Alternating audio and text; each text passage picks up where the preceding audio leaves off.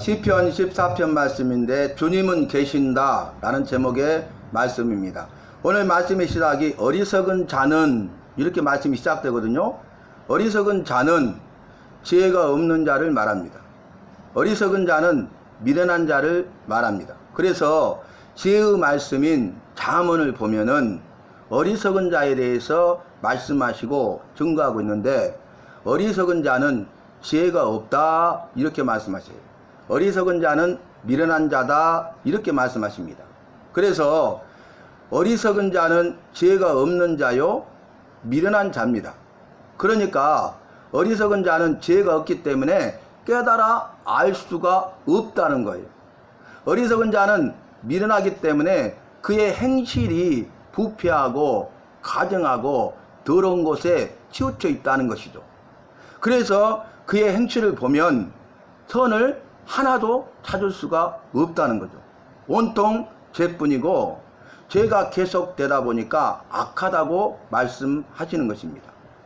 그런데 오늘 시편 14편에서는 어리석은 자에 대해서 100점짜리 답을 주고 있죠.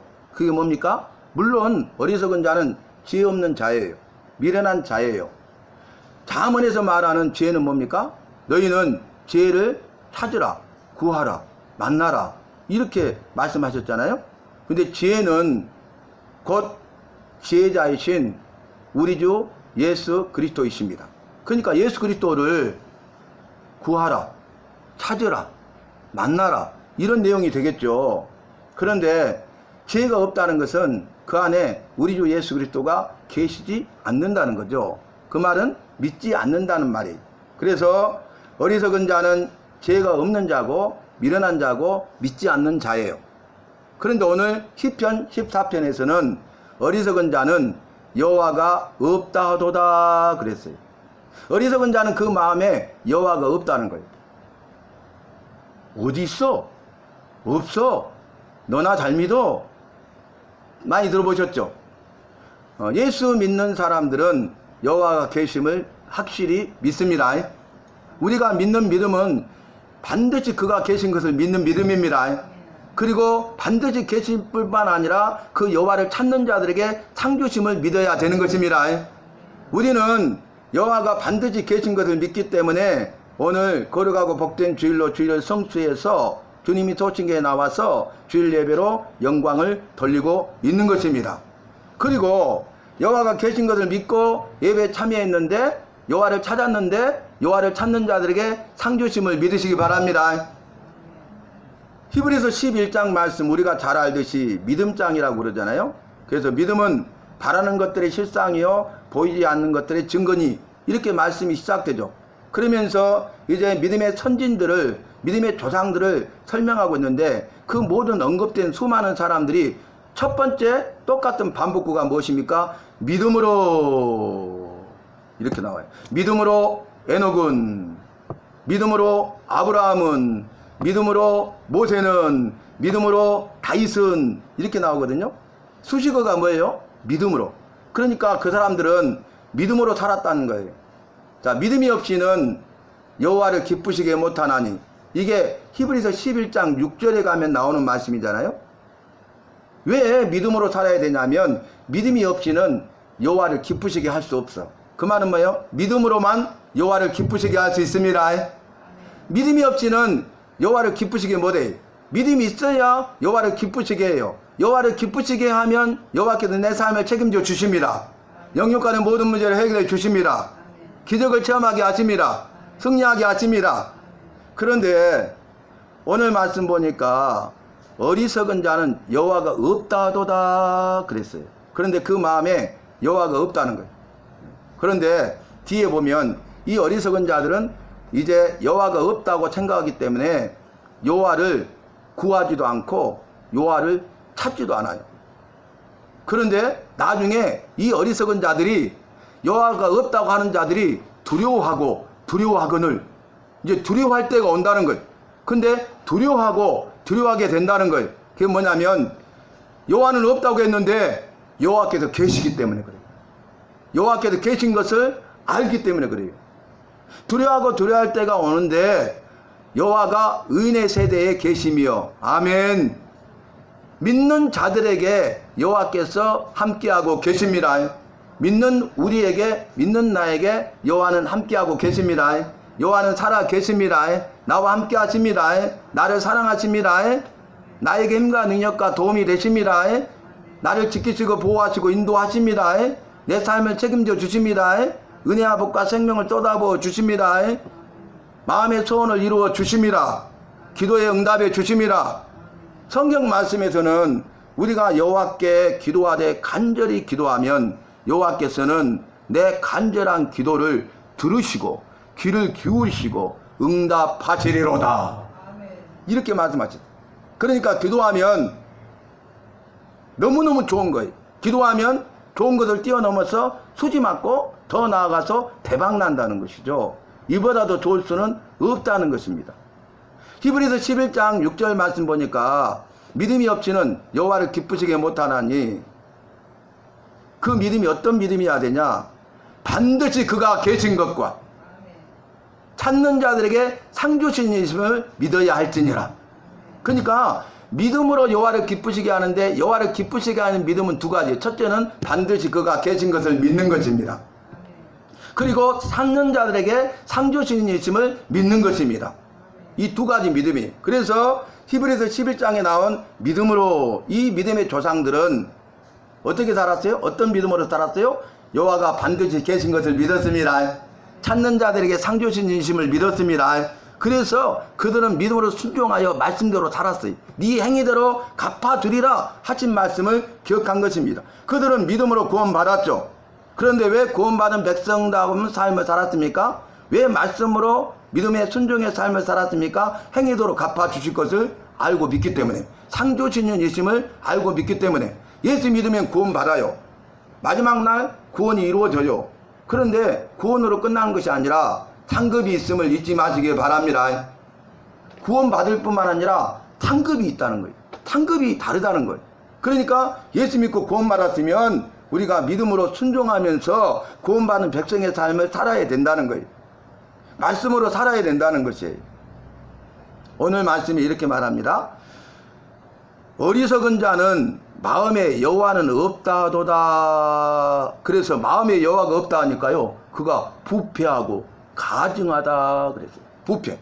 완전히 썩어서 냄새 나는 거예요. 완전히 썩어서, 썩을 대로 썩어서 냄새가 나고 코를 진동하고 역겨워서 토해 버릴 것 같은, 그게 부패예요. 그 부패를 그 다음에 또 뭐라고 다시 반복하냐면 가증하다 그래요. 가증이 부패와 비슷해요. 그런데 가증은요 정말 무서운 말이에요. 여호와께서 가증하다 이렇게 말씀하면 그 사람은 끝난 겁니다. 가증하다 그러면 그 사람은 지옥 형벌만이 기다리고 있는 것입니다. 그 사람은 소망이 없어요. 성령 해방죄와 같습니다. 모든 죄는 다 사하심을 받고 용서하심을 받되 성령 해방죄는 사하심을 받지 못하고 용서함을 받지 못한다. 이렇게 분명히 말씀하셨잖아요. 가증은 뭐냐면은 더럽고 추해서 더럽고 추하고 아주 부정하기가 짝이 없어서 여호와께서 토하여 내치고 다시는 함께하지 않는다. 그리고 또 하나 내용은 뭐냐면은 여호와께서 가장 미워하시게 된다. 그러니까 여호와께서 가장 미워하시는 자가 가증한 자예요. 여호와께서 미워하시는데요, 가장 미워하시잖아요. 그 사람은 여호와의 진노의 심판을 피할 수가 없습니다. 자신이 지은 자신의 죄에 대해서 여호와께서 진노하시고 심판하셔서 죄에 걸맞는 벌을 내리신다 그 말입니다. 내가 지은 내 죄에 대한 형벌을 받을 수밖에 없다는 것입니다. 요엘서 말씀을 보면 구약성경 요엘서에 요엘 선지자를 통해서 여호와께서 앞으로 장차 이루어질 일을 예언 말씀하시는데, 그 예언의 말씀의 핵심이 뭐냐면 여호와의 날이에요. 여호와의 날에 대해서 예언해요. 여호와의 날? 그런데 여호와의 큰 날 그래요. 여호와의 날이야? 근데 왜 큰 날이지? 여호와의 날, 여호와의 큰 날, 여호와의 진노의 날, 여호와의 심판의 날, 멸망의 날. 이게 예언되어 있어요. 마지막 때에는요 여호와의 날이 임하는데 그날은 여호와의 큰 날이고요. 여호와께서 죄에 대해서 진노하시고 그 죄에 대해서 심판하시고 벌을 내려서 멸망당하는 날이에요. 바로 내가 그런 사람입니다. 내가 여호와의 날, 큰 날, 진노의 날, 심판의 날이 임하면 내가 멸망받을 사람이. 그런데 나 같은 죄인을 사랑하셔서 독생자를 주셨으니 이는 누구든지 저를 믿는 자마다 멸망치 않고 영생을 얻게 하려 하심이니라.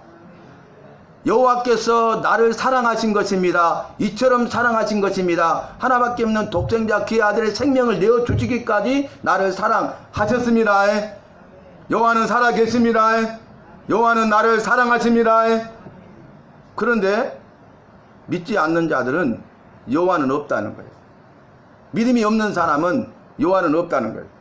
믿지 않는 사람은 당연히 여호와가 없다 하죠. 그래서 죽고 멸망당할 거예요. 그런데 믿노라고 하면서도 믿음이 약한 자는 여호와는 없다는 거예요. 여호와는 있다고 하는데 고난이 오고 환난이 오잖아요. 여호와 없어. 이렇게 말한다는 거예요. 부인한다는 거예요. 여러분, 여호와가 계심을 믿으시기 바랍니다. 그래야 믿는 사람입니다. 그래야 그 사람이 신자입니다. 그런데 여호와를 믿지 않으면 그 사람은 신자가 아니에요. 불신자입니다. 믿지 않는 자와 다를 바가 없다는 것입니다.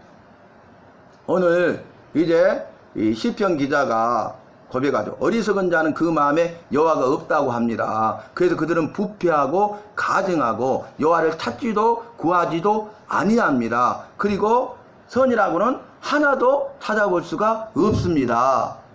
반어법이에요. 나는 어떻게 산다는 거예요? 나는 마음에 여호와는 계시도다. 이렇게 고백하고 산다는 거예요. 그리고 여호와가 계심을 알기 때문에 나는 여호와를 찾고 여호와를 구하나이다. 저와 여러분은 어떤 사람입니까? 입술로만의 고백은 부족해요. 내 삶 속에서 내가 그걸 시인하고 인정해야 돼요. 내 마음으로부터 여호와는 계시다. 마음으로 인정하시고 입술로 고백하시고 삶 속에서 그렇게 사시기를 바랍니다. 고난이 와도 환난이 와도 흔들리지 마시기 바랍니다. 믿음으로 사십시다. 믿음을 지키십시다. 그래서 그 말씀이 경고하며 흔들리지 말며 더욱 주의 일에 힘쓰는 자들이 되라. 이는 너희의 수고가 주 안에서 헛되지 않은 줄 알미니라. 아멘. 여러분, 우리가 믿음으로 행하지 않으면 모든 것이 다 헛것이에요. 헛일이에요. 그런데 우리가 믿음으로 행하면 그 모든 것이 주님의 기쁨이 되고 주님께서 기뻐하시면 내 삶을 책임져 주실 줄로 믿습니다. 그래서 여호와는 없다고 하는 자들이 나중에 두려워하게 되는데, 왜냐하면 여호와가 계심을 알게 되었어. 믿는 사람들, 의인의 세대에 계시며 믿는 사람들과 함께 하심을 알게 됐어. 깜짝 놀란다는 거죠. 여호와께서 믿는 자들을 피난처가 되셔서 그들을 지키시고 보호하실 것을 말씀하시고, 더 나아가서 그들을 구원하실 것을 말씀하고 있습니다. 다윗이 이렇게 고백하는 거죠. 어리석은 자는 여호와는 없다. 이렇게 하면서 온갖 죄를 다 범하고 전적으로 부패하고 전적으로 타락해서 가증한 자가 되어서 더럽고 추하고 냄새가 나서 구역질하고 토해버릴 것 같은 삶을 살고 여호와께서 미워하시되 가장 미워하시는 자들 아닙니까? 그래서 그들은 여호와를 찾지도 구하지도 않지 않습니까? 그런데 나는 여호와가 계심을 믿습니다. 그래서 여호와를 찾습니다. 여호와를 구합니다. 여호와여, 내가 이 고난과 환난 가운데 있어도 나는 여호와가 계심을 믿습니다. 흔들리지 않는 믿음을. 고난과 환난 가운데 있잖아요. 죽음의 이기 가운데 있잖아요. 생사의 기록이 있잖아요. 그런데도 배신하지 않았어. 배반하지 않았어. 그럼에도 불구하고 나는 여호와가 계심을 믿는다는 거예요. 그리고 믿는 의인의 세대에 함께 계심을, 나와 함께 계심을 나는 믿는다는 거예요. 그 믿음이 있기 때문에 지금 내가 고난과 환난 가운데 죽음의 이기 가운데 있다 할지라도 여호와는 나의 피난처가 되시로다. 나를 구원하시리로다. 이 고백을 해요. 그 고백대로, 신앙 고백대로 여호와께서 이제 피난처가 되셔서 죽음의 이기 가운데 20년 동안 지켜주시고 그리고 구원해 주심이라. 이것이 성경의 증거고 세상의 확실한 역사 아닙니까? 저와 여러분, 여호와가 계심을 믿으시기 바랍니다. 그래서 여호와를 찾고 여호와를 구하시기 바랍니다. 그리고 고난 가운데 환난 가운데 있으면 여호와가 나의 피난처 되심을 고백하시기 바랍니다. 그러면 여호와께서 나의 피난처가 되십니다. 제가 말씀드렸어요. 복귀해 볼까요? 우리 주님은 어떤 분이시냐? 피난처, 도피성, 안식처, 안전지대가 되신다고 그랬어요. 그런데 그 앞에 수식어를 넣었죠. 영원한 피난처, 영원한 도피성, 영원한 안식처, 영원한 안전지대라고 그랬어요. 이 세상에는요, 피난처, 도피성, 안식처, 안전지대라고는 없어요. 그런데 우리 주님이 이 세상에 없는 피난처, 도피성, 안식처, 안전지대가 되시는데 더 나아가서 영원한 피난처가 되신다는 거예요. 오늘 나의 피난처가 되심을 믿고 나아갈 때에 우리 주님이 피난처가 되시되 영원한 피난처가 되셔서 나를 지키시고 보호하시고 인도하시되 영원토록 지키시고 보호하실 줄로 믿습니다. 그 다음에 두 번째는 나를 구원하시리로다 그래요. 나의 구원이 시온에서 나올 것을 믿는다는 거예요. 여호와께로부터 나온다는 걸 믿는다는 거예요. 나를 구원하시는 분은 여호와심을 믿는다는 것이에요. 여호와께서 나를 구원해 주실 것을 믿는다는 것이에요. 어떤 상황 가운데 있더라도 우리가 믿고 구하면 여호와께서 그 믿음을 보시고 나를 구원해 주실 줄로 믿습니다. 그래서 야곱과 이스라엘이 기뻐하고 즐거워했어. 뭐 때문에요? 여호와께서 그들을 구원해 내셨잖아요. 그러니까 여호와의 구원이 임하니까 그 여호와의 구원하심에 대하여 그 일에 대하여 기뻐하고 즐거워했다는 거예요. 상황이 완전히 바뀌었죠. 기뻐하고 즐거워할 수 없었잖아요. 그들은 430년 동안 종살이하고 있었잖아요. 그 문제를 해결할 수 없었잖아요. 자자손손 종으로 노예로 살았잖아요. 비참한 삶을 살고 있잖아요. 그런데 그 상황을 구원을 통해서 바꾸신 거예요. 해방시키시고 자유롭게 하신 거예요. 자유자가 되시 하신 거예요. 그러니까 기뻐하고 즐거워하잖아요. 이와 같이 다윗의 삶 가운데 여호와의 구원이 임하면 다윗이 이처럼 기뻐하고 즐거워하리로다. 여호와의 구원이 우리 속에 내 삶 속에 임하면 나도 기뻐하고 즐거워하리로다. 오늘 말씀을 정리해 보면요, 여호와가 계심을 믿으시기 바랍니다. 그래서 여호와를 찾고 여호와를 구하시기 바랍니다. 그리고 여호와가 나의 피난처가 되시고 나를 구원해 달라고 기도하십시다. 그러면 그 믿음을 보시고 그 기도에 응답하셔서 내 피난처가 되셔서 나를 지키시고 보호하시고 인도하시고 여호와의 구원이 나에게 임해서 나를 구원해 주실 줄로 믿습니다. 살려내실 줄로 믿습니다. 제가 어떤 분 또 이렇게 때가 되니까 만나게 하셔가지고 그분이 예배를 드려달라고 그러셨어요. 그 마음에 그런 마음이 든다고. 그래서 이제 그러십시다 하고 가서 예배를 드렸어요. 말씀 드리고 예배 드리고 그 다음에 이제 안수 기도를 해줬어요. 근데 그분이 이제 은사가 여러 가지 많은 은사자 또 이제 투시의 은사도 있어서 보면은 다 보이는 거예요. 그 사람의 삶이 보이는 거예요. 그러니까 괴롭기도 한 거죠. 그런데 이제 가서 이제 말씀을 전하고 그 다음에 안수 기도를 해줬어요. 그랬더니 그분이 너무 감사하다고 그러더라고요. 그리고 이제 돌아왔어. 나중에 무슨 이야기가 들리냐면은 목사님이 오셔서 예배 드릴 때 너무 좋았다는 거예요. 그 기도해 주니까 너무 이렇게 뜨겁고 좋았대요. 본인이 느끼기에. 근데 목사님 가신 이후에 먹구름이 확 몰려와가지고 집으로 다 들어와서 가득 채워버린 거예요. 죽음의 영이죠. 들으신 분이 있죠? 제가 초등학교 4학년 때 죽으려다 살아났던 거 죽음의 영이 싹 들어온 거예요. 이분이 알죠? 저게 죽음의 영인지. 그래가지고 예수 이름으로 대적한 거야. 그랬더니 그 죽음의 영이 거의 딱 가까이 왔는데 예수 이름으로 대적하니까 딱 떠나가 버렸대. 그래서 그분이 생각하기를 아니 목사님이 와서 예배를 드리고 기도를 해줬는데 죽음의 영이 들어왔네? 죽을 뻔했네? 그렇게 생각한 거예요. 그래서 제가 그런 이야기가 들려오길래 그게 아닌데 지금 예배를 드리니까 모르고 있다가 그런 위험한 상황에 처할 텐데 예배를 통해서 죽음의 영이 이렇게 다 몰려와서 이렇게 싸고 있는 것을 보여주신 것이고 그래서 대적해서 승리한 것인데 제가 그랬거든요. 근데 감사하게도 그분이 그렇게 생각했다가 다시 반대로 생각한 거야. 아니 목사님이 오셔서 예배 드려주니까 내가 이것을 알게 되고 또 기도도 받아서 내가 예수 이름으로 대적해가지고 바로 예배 끝나고 갔으니까 그래서 내가 승리한 것 아니야? 이 생각을 한 거야. 그래가지고 목사님 예배 한번 더 드려주세요. 그래요. 그래서 또 갔죠. 가서 이제 예배를 드려줬어. 그랬더니 예배 딱 끝나고 기도 안수까지 해줬잖아요. 그랬더니 목사님 영이 깨끗하시고 영권이 있으시고 말씀에 권세가 있으세요. 그러면서 하시는 말씀 뭐냐면 목사님이 말씀을 전해주시니까 평안하고 그 다음에 안수 기도를 해줬는데 예배 드릴 때 이제 제가 말씀드립니다. 그러면서 그냥 예배 드릴 때 용 있죠, 용. 노란색 용. 저기 장성 가면 항룡 있잖아, 항룡강. 노란색 용이 확 큰 용이 집을 딱 이게 말씀 나는 여기 있고 자기는 여기 있는데 이렇게 사모는 여기 있는데 딱 진치고 있는 거예요, 이렇게. 근데 예배 드린데 쫙 이렇게 하다가 딱 예배 드릴 때 멈춰 있는 거야. 안수기도 했는데 완전히 산산조각 나와서 사라졌다는 거예요. 예수 이름으로 승리했습니다. 제가 신비를 말씀드린 게 아니라 사실을 말씀드리는 거예요. 여러분 말씀을 통해서 분별해야 되겠습니다. 그랬더니 그분이 그래요. 목사님 말씀 예배를 드렸는데요.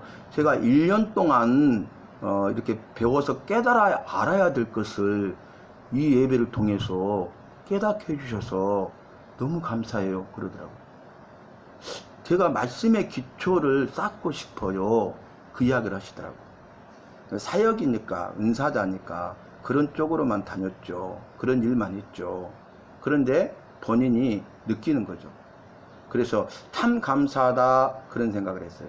여러분 무슨 말씀이냐면은 여호와 계심을 분명히 믿으시기 바랍니다. 여호와는 말씀이십니다. 말씀의 반석에 든든히 서시기를 바랍니다. 그래야 고난이 하고 환난이 와도 우리가 믿음을 배반하지 않습니다. 여호와는 없다고 하지 않습니다. 여러분 가장 큰 죄가 여호와가 없다 하는 죄예요. 왜냐하면 여러분 이 세상에 가장 큰 죄가 뭐예요? 사형 선고를 받은 사람이에요. 그죠? 죄가 크니까 가장 큰 형벌을 받는 거예요. 그런데 영원한 감옥인 지옥에 들어가 불과 유황불이 타는 곳에 들어가 밤낮 쉬지 못하고 고통과 형벌을 받으니까 가장 큰 형벌을 받죠. 어떤 사람이 그런 가장 큰 형벌을 받아요? 여호와가 없다 하는 사람, 여호와를 믿지 않는 사람. 그 여호와를 믿지 않는 게 가장 큰 죄임을 잊지 마시기 바랍니다. 내가 여호와를 알지 못하니까 여호와를 믿지도 않고 가장 큰 죄를 범하고 가장 큰 형벌을 받을 자인지도 모르고 살았어. 이 땅에 살 때에 복을 받지 못하고 저주 가운데 있고 재난이 임해가지고 재난 가운데 어찌할 수밖에 없는 그런 상황 가운데 있었잖아요. 그것도 억울한데 죽으면 영원한 감옥에서 지옥 청벌을 받는다는 사실을 모르고 살았다니까요. 그런데 왜 은혜입니까? 전해진 말씀을 통해서 성령이 역사하심으로써 우리가 이제는 여호와가 어떤 분임을 알게 되었고 여호와가 반드시 계신 분임을 알게 되었고 찾는 자들에게 상주신이심을 알게 됐잖아요. 여러분 주께서 나를 구원해 주신 그 구원의 은혜에 감사하시면서 우리의 삶 가운데 나의 피난처가 되실 것을 간구하시고 나를 구원해 주실 것을 간구하셔서 피난처 되시는 참으로 좋으신 주님을 만나시고 구원하시는 주님을 통하여서 기뻐하고 즐거워하는 우리 모두의 날마다의 삶이 되시고 일생이 되시기를 주님의 이름으로 마음껏 축복합니다.